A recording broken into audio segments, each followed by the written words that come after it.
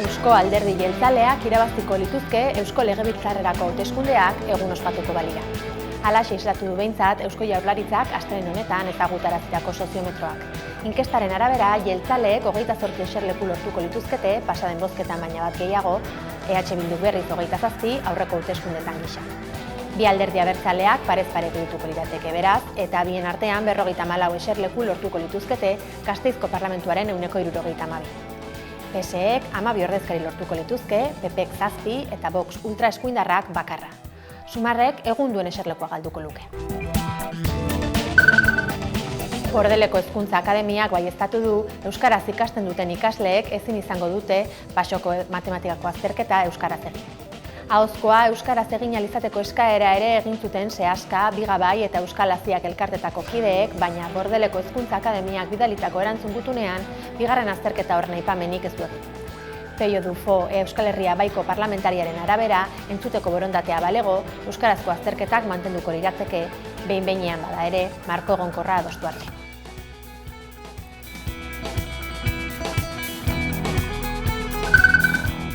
Iruñeko udaltzaingoak astelehen honetan desalojatu ditu Arantzadi Parkeko komentu zarrean bizitzen ari ziren pertsonak. Goizeko 6:30 abiatu dute hustuketa eta horren ostean 75 pertsonari eman diete arreta, 51 premiazko baliabideetan birkokatu dituztelarik. Azken urteotan, Nafarroako hiriburuan kale egoeran bizi diren 100 pertsonak erabili dute eraikina babesleku gisa. Orain baina, berritzelanak gauzatuko ditu bertan udalak, etorkizunean zentro soziosanitario bat izan dadin.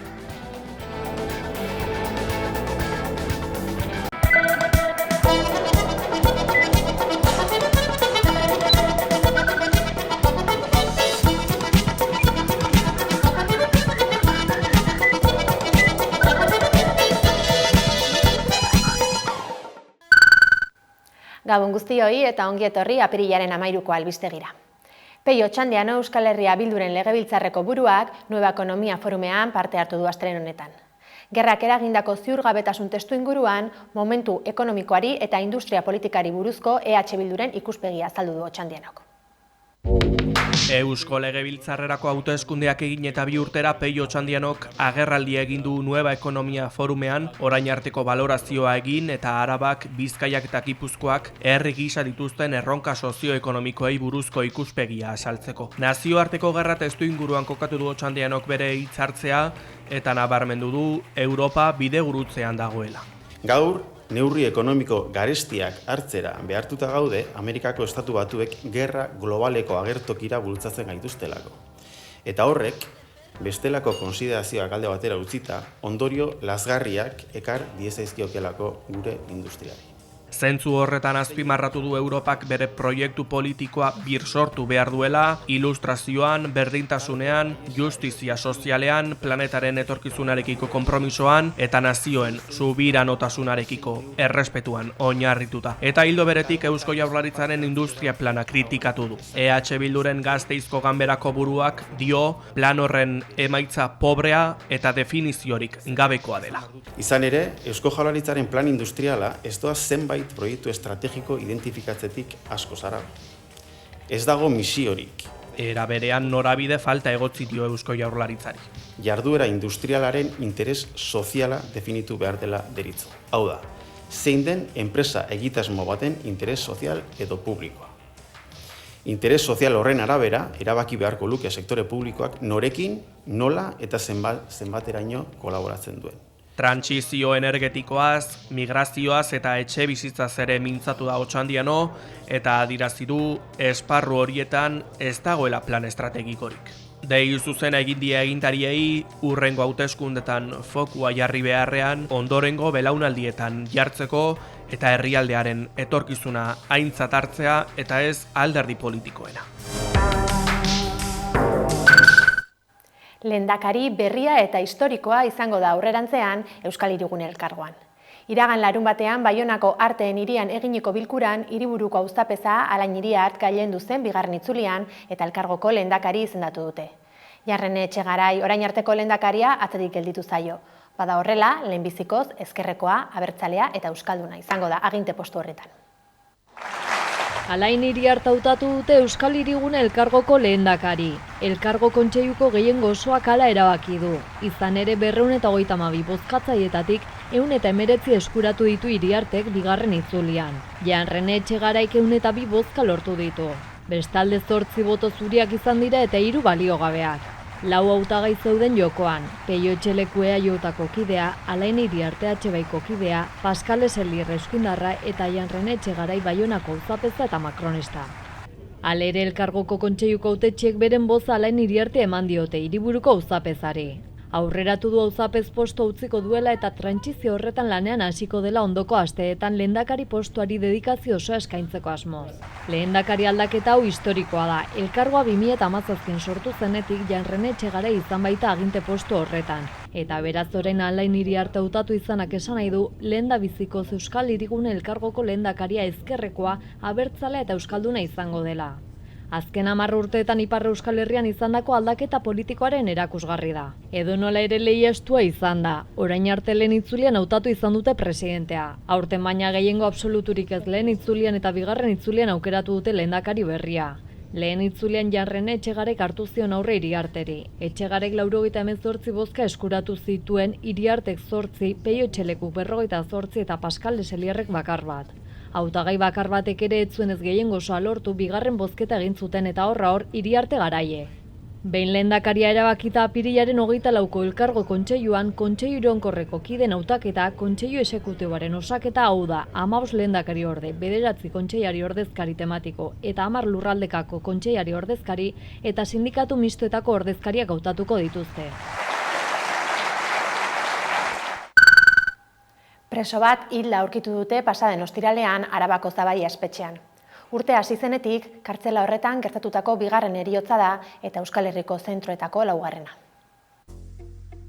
Ostiral honetan preso bat hilda aurkitu dute Arabako Zabaia espetxean. Urtea hasi zenetik kartzela horretan ezagutzera eman den bigarren heriotza da. Naiz komunikabideak zabaldutakoaren arabera, presoak ez du indarkeria zantzurik, baina autopsiak zehaztuko du heriotzaren arrazoia. 2021ean Eusko Jaurlaritzak Euskal Autonomia Erkidegoko espetxeen eskumena bere ganatu zuenetik, bizia galdu duen 11. presoa izan da ostiral honetakoa. Horren harira salaketak behin baino gehiagotan ohartarazi du espetxeko mediku laguntza eskasa, azalekoa eta berantiarra dela. Era berean Euskal Espetxe Administrazioari exigitu dio pertsona bat hiltzen denean berehala aktibatzen diren komunikazio protokolo ofizialak argiak eta nahitaezkoak ezarri eta argitara eman ditzala. Bestalde, Ministerio Fiskalari heriotza hoien atzean dauden benetako eta egiturazko kausak ikertu eta zabaltzeko eskatu dio. Halaber, hilabete honetan Iruñeko kartzelan ere beste preso bat hilik aurkitu dute. Salaketak jakinarazitakoaren arabera presoak 80 urte baino gehiago zituen.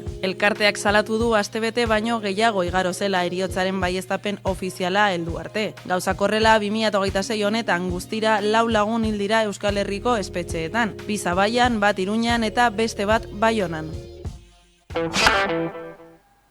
Igandean Iruñean leiho batetik eroritako emakume baten heriotza ikertzen dabiltza. Erailketa matxista izanaren susmoa dute, bikotekide ohiak urruntze agindua izan eta hautsi egin baitzuen egun horretan bertan. Iruñerriko mugimendu feministak eta Itaia antolakundeak indarkeria matxistaren baitan kokatu dute kasua eta elkarretaratzeak antolatu dituzte hauxe salatzeko. Pasaden igande goizaldean, 37 urteko emakume baten heriotza gertatu zen Iruñeko Sanduzelai auzoan. Leihotik bera erori delako jazo da ustez bikotekide ohiaz ihesi. Gizonezkoak emakumearekiko urruntzagindua zuen tratu txarrak egin izanagatik. Gizona atxilotu egin dute eta heriotza ikertzen ari dira erailketa matxista delakoan. Izan ere emakumea bikotekide ohiak urruntzagindua apurtzagatik erori izana planteatu dute. Iruñerriko mugimendu feministarentzat eta Itaiarentzat hau ez da heriotza, hau erailketa matxista izan da. Itaiako kidek diote urruntzagindua urratuz emakumezkoari labanaz eraso egin dio eta emakumea ihes egin nahian hil egin da. Gainera antolakundeak emakumeen aurkako indarkeria larriagotu dela salatu du, izan ere azken 10 egunetan 2 emakume izan dira erailak eta saiakera bat izan da Euskal Herrian. Hori dela eta astelehen honetan elkarretaratza ditu du Itaiak 7:30 Iruñeko udaletxe plazan. Horrez gain, Euskal Herriko gainontzeko hiriburuetan eta beste 10 herrietan ere antolatu dituzte mobilizazioak. Bestalde, Iruñerriko mugimendu feministak elkarretaratzerako deia egin du astearte honetan Sanduzelai plazan arratsaldeko 8:00.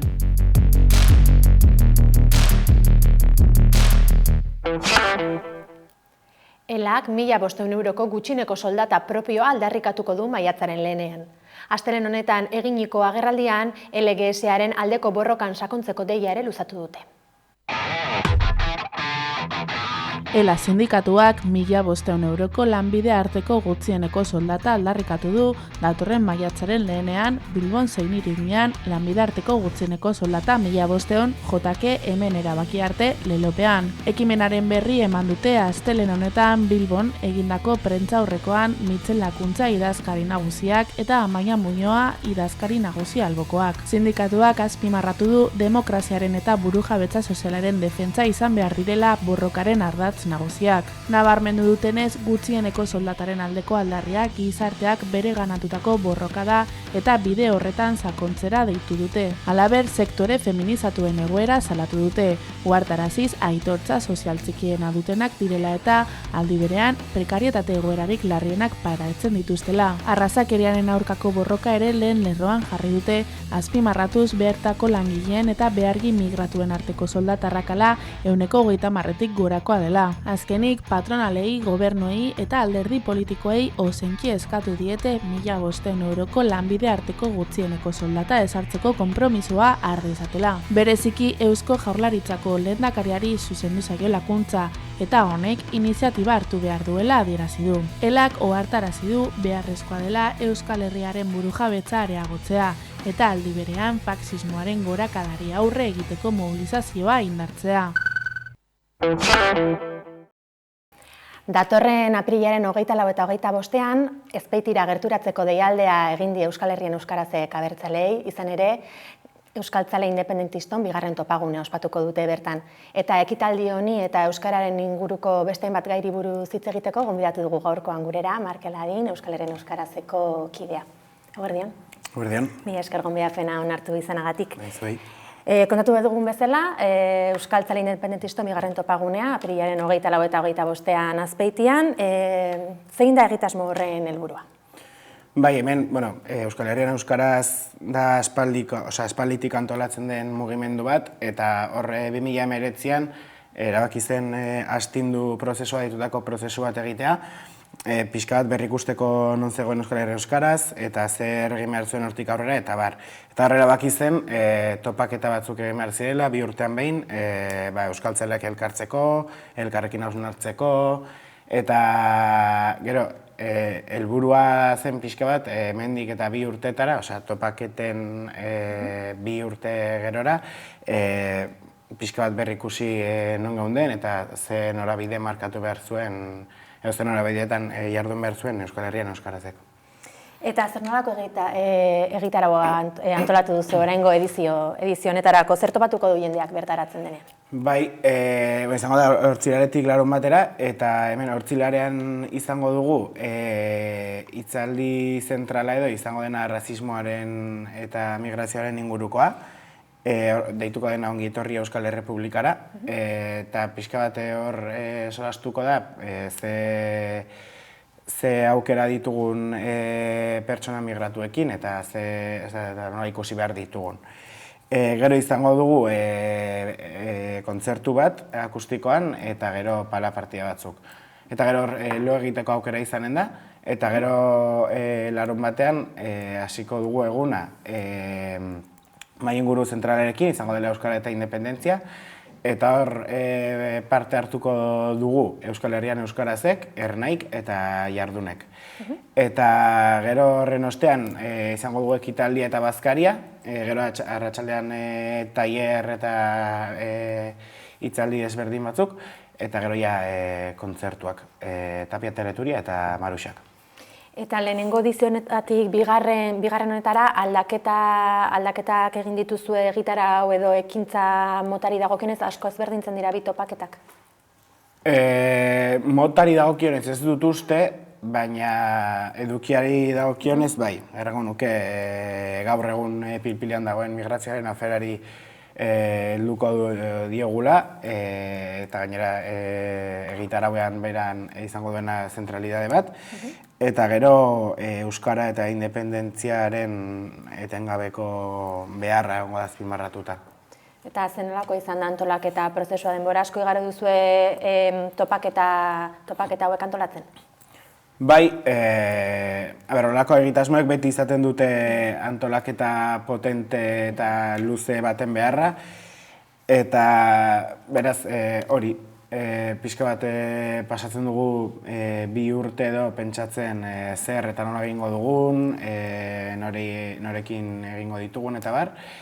Eta beraz, hori, pasa ziren lehenengo topaketetatik, beti hartzen duzu deskansu bat, baina hori, pasa eta berehala berriz hurrengoetan pentsatzen. Topaketa batetik bestera, aipatu dugun bezala, 2 urte pasa dira, 2 urte pasatxo. Euskal Herrien euskaraz bera ere, zuek esan izan duzue aldatu egin dela 2 urte hauetan, zein zentzutan esango zenukete aldatu dela elkartea?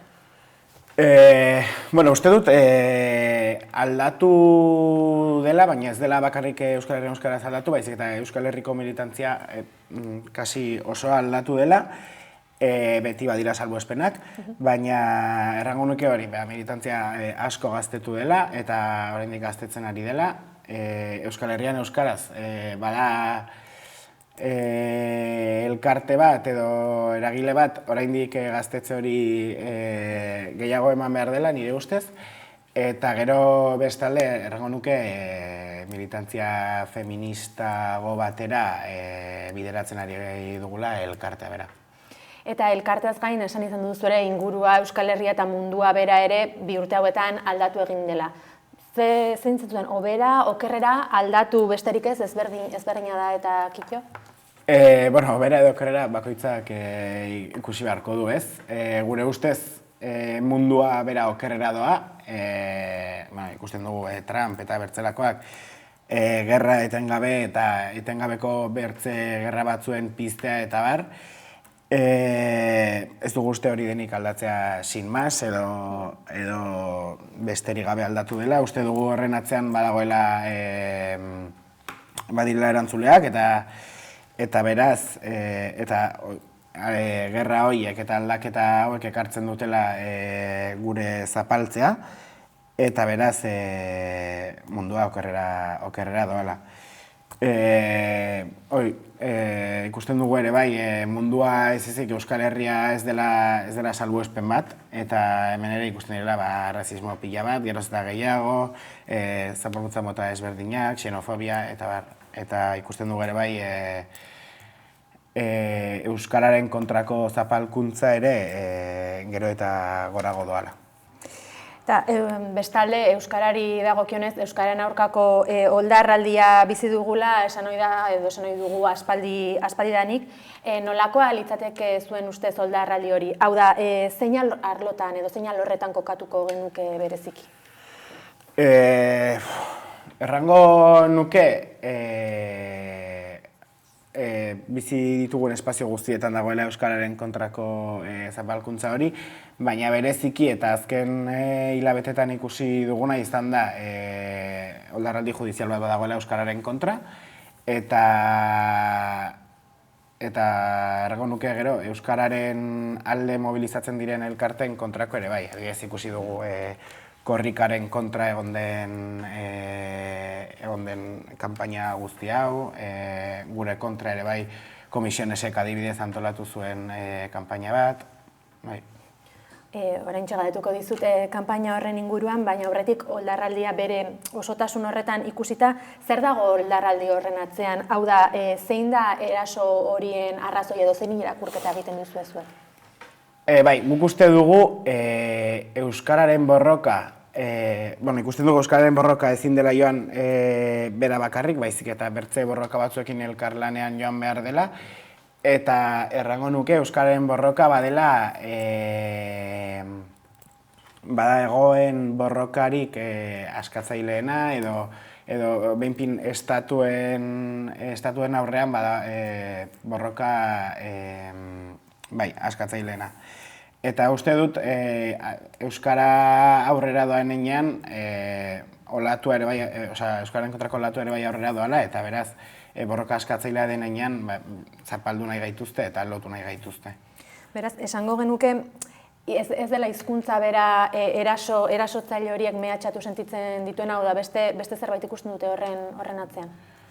Bai, erran dutena, nik uste dut Euskararen borroka doala bertze borroka batzuekin lotuta, eta uste dut Euskararen kontrako larraldi hau ez dela Euskararen kontrakoa bakarrik, baizik eta herri oso baten kontrakoa, ze hizkuntzari gabe ez dago herririk, eta uste dut ere bai ikusi behar dela, hizkuntza eta herriaren arteko lotura, ezin dela separatu, eta beraz hortik datorrela oldarraldi hau.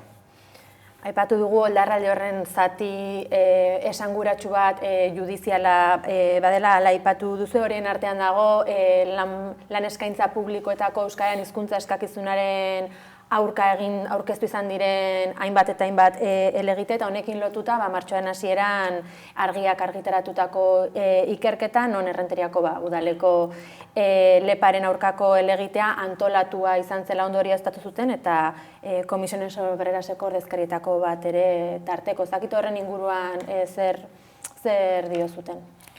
Bai, guk ez genuen sorpresarik hartu, bagenekien komisionez zegoela etengabe Euskararen kontrako helegiteak eta kanpainak mugitzen eta mobilizatzen, eta beraz ez genuen sorpresarik hartu, bai harritu gintuen hain zuzenki egitea, baina ez sorpresarik, ez.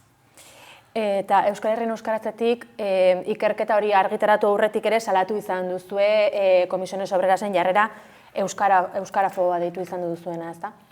Bai, ikusi, helegiteak sartzen joaten ziren eta bagenekien komisionez zegoela horren atzetik, eta beraz guk ere egin genuen salaketa kanpaina bat komisionesen kontra, egin genien markaje bat Gasteizko egoitzan, eta gero ere hori etorri zen atzera, eta hoxe. Aipatu duzun ekintza hori pasaden abenduan Gabonetan Gasteizen euren egoitzaren aurrean egin zenuten ekintza, jakinarazpena jaso izan duzue pasaden asteetan, irudi horiek saretatik ezabatzen ez baletzen dituzte, arian neurri judizialak egongo liratekela, mehatxu gisa definitu duzue jakinarazpen hori, bideoak alare zuen saretan jarraitzen duzu, horrek ez dizue atzera bota. Ez, hori ikusten genuen beharrezkoa salatzea komisionez, ja bazituen helegite batzuk sartuak eta zegoen Euskararen kontrako gurpil horretan sartuta, eta beraz erabaki genuen markaje bat egitea, egin genuen markajea, eta gero hortik denbora batera etorri zen gutun bat, erranez hori, saiatu ziren azpi joko batekin baziren hor akordio desberdin batzuk, erraten zuela, sinatzen bauzue akordio hau, ez duzue gure kontrako deus egingo, gure kontrako egitasmo guztiak kenduko dituzue zuen saretatik, eta bar. Eta guk erran genuen ez, guk ez genuen sinatuko hori, eta segituko dugula erasotzaileak markatzen eta identifikatzen, eta publikoa egiten beraien erasoak. Eta baduzu beste berririk guzti honen inguruan edo oraingoz aipatutakoa besterik? Bai, oraingoz aipatutakoa. Aurretik aipatutako argiako ikerketa horren arira ere, korrikaen atarian izan da, aurten komisionesek ez du korrikako lekukoa eraman, baina polemika hori alde batera utzita, jendetsua izan da urtengo korrika ere. Euskal gizartearen parte hartzen masibo hori pozgarria da Euskararen arako ekintzetan, edo zein irakurketa egiten duzu aurtengo korrikaen edizio horretaz? Bai, gure irakurketa da kriston arrakasta eta kriston potentzia izan duela aurtengo korrikak, eta beraz arras konten horrekin. Eta bai, uste dugu korrika badela momentu bat kasi herri honek duen gaitasunik handiena duena, herri honetako jende gehiena mobilizatzen duelako euskararen alde, eta beraz pozik, bai. 11 egun horietan, bai, egia da euskal gizartea presente egoten dela euskaren aldeko aldarri horretan, 12. egunetik aurrera euskaraz bizitzeko autu hori ere egiten jarraitzen dugula uste duzu gizarte bezala? Bueno, ez dakit batzuk bai eta bertze batzuk ez. Uste dut gehienak kontzientziatuta dagoela, eta teorian bai badakiela euskara behar dugula eta euskaraz hitz egin behar dela eta bar, baina gero igual praktikan galtzen zaigu kontzientzia hori. Uste dut bai, korrikak mobilizatzen dela inbertze, uste dut badagoela parte bat handia bai korrika egitera doala, baina beste parte bat badagoela ere bai parte hartzaileen artean lasterka egitera doala eta ez korrika egitera, hor diferentzia hori. Eta beraz, nik uste dut gehiengoak baietz, baina gero badago bertze parte bat ez. Askotan agian ere ez da erraza euskaraz bizitzea, tokiaren eta inguruaren arabera, nola egikaritu dezakegu euskaraz bizitzeko autu hori? Hau da, zein izan beharko litzateke euskaldunon jarrera edo estrategia nola baita esan da, eguneroko horretan euskaraz bizitzen saiatzeko? Bai, nik uste dut ez duenak autu hori egiten, euskaraz egiteko ez dela sin más ez du egiten eta punto, uste dut gizartea dagoela bideratuta euskaraz zapaltzera eta espainolez edo frantsesez edo dena delakoa egitera. Eta uste dut egunkartu behar dugun jarrera izan behar dela, naiz eta mundua edo Euskal Herria leku batera bideratu nahi duten, guk gure terminotara bideratu, eta beraz harrotasunez jardun, harrokeriari gabe, baina postura firme batekin eta komentzituta errango nuke. Gonbita hortxe gure ikusleek, gaurkoan hemen utziko dugu elkarrizketa. Markel Adin, mila esker 11-ara etortzeko tartea hartzeagatik. Bai. Hona arte iritsi da astelehen honetako albistegia. Altxalili eta Maruxak taldeen kolaborazioarekin amaituko dugu saioa, haizea bestiarekin hain zuzen ere. Informazioa zabaldu nahi baduzue, 11ko webgunea eta sare sozialak kontsulta ditzakezue. Gu bihar izango gara berriz ere zuekin bueltan, mila esker zuen arretagatik eta ondo izan. Bizi behar girea beldurrean, girena mugatu zoiek diotenez, dena gira preso sortzez. La la la la la la la la la la la la